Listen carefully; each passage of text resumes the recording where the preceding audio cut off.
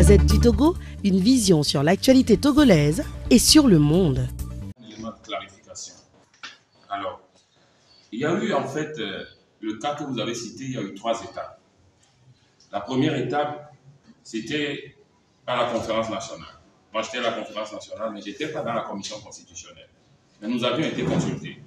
Alors, la constitution de 1992 avait 2 credos essentiellement. Sur tout ce que nous avions fait, conférence nationale, tout ça, la constitution de 1992 avait pour nous 2 credos. Le premier, c'était d'arrêter la longévité au pouvoir. Donc, c'est la limitation de mandat. Le deuxième était d'éviter la concentration du pouvoir entre les mains d'une seule personne. C'est pour ça qu'on était allé à un régime semi-présidentiel, semi-parlementaire, où le Premier ministre avait un certain nombre de pouvoirs et le président avait un certain nombre de pouvoirs. Parce qu'on a vu comment Yadema l'exerçait à vie. Et bizarrement, il faut le dire, lorsque nous étions sortis de la conférence nationale, au moment de la commission constitutionnelle, il a demandé, on lui a expliqué. Et il était d'accord. C'est pour ça que finalement, en lui expliquant que c'était les 2 objectifs de la Constitution, il a accepté d'appeler à voter. C'est comme ça qu'on est arrivé à la Constitution de 92.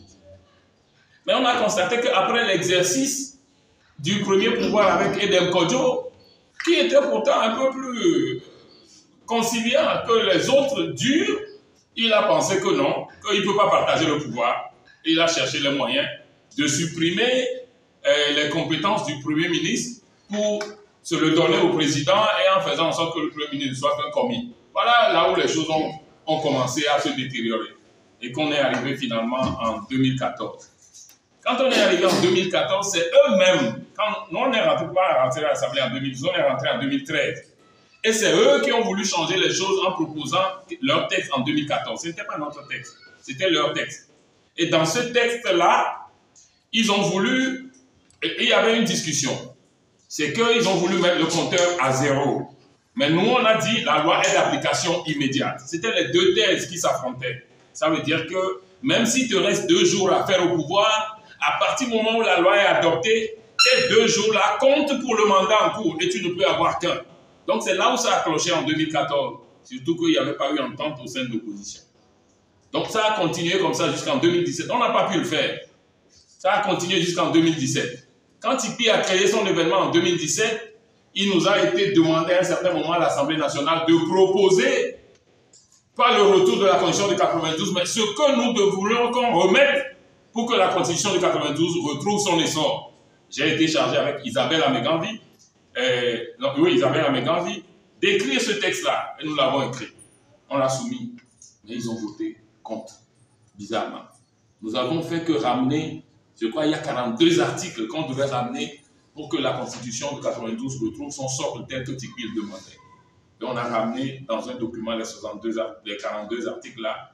Bizarrement, eux qui nous ont demandé, parce qu'il y avait le truc en ce moment, proposer ce que vous voulez pour qu'on puisse avancer, ils ont voté contre, bizarrement, et ça n'a pas marché. C'est pour ça que la crise de Tikpi avait continué jusqu'à aller au Ghana, jusqu'à aller en Guinée et tout ça.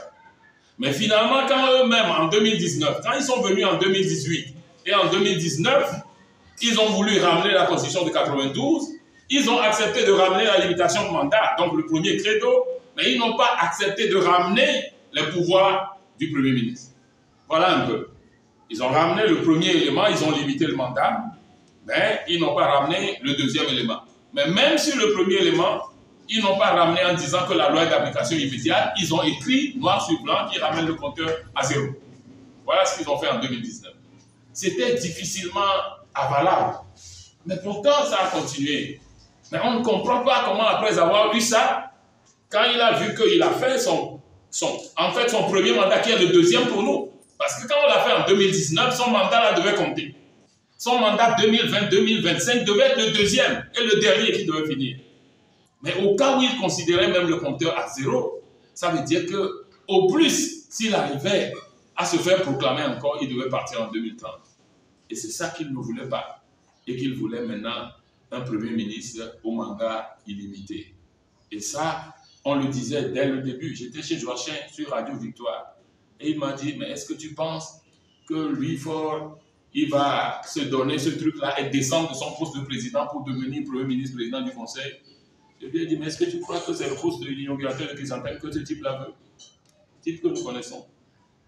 Voilà un peu les conséquences que nous vivons. Donc voilà un peu l'historique de ce qui s'est passé en 92, en 2014, en 2019 et ce qui se passe aujourd'hui.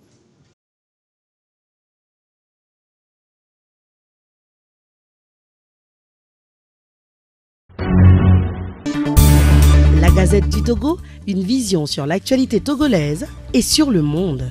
Rejoignez-nous sur le www.lagazettedutogo.com ou sur nos comptes Facebook, Twitter et YouTube. Pour tout contact, écrivez à contact@lagazettedutogo.com ou appelez le 92 80 88 53. La Gazette du Togo, c'est l'information en continu.